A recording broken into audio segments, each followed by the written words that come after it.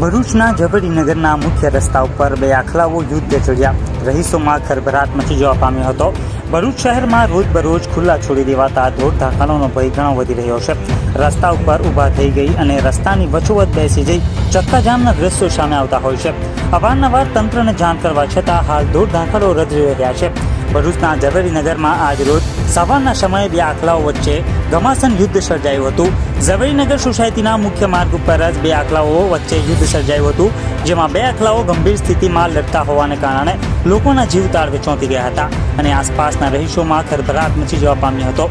આખલાઓ સોસાયટીમાં વચ્ચોવચ લડાઈ કરતા હોવાને કારણે ત્યાંથી પસાર થતા લોકોમાં ભયનો માહોલ સર્જાયો હતો. આ સાથે જ રહીશોની ઘરની બહાર પાર્ક કરેલ વાહનોને નુકસાન થવાના ભયથી લોકો ચિંતામાં મુકાયા હતા અને હેમખેમ રીતે પોતાના વાહનોને તે સ્થળ ઉપરથી બીજી જગ્યા ઉપર ખસેડવામાં આવ્યા હતા.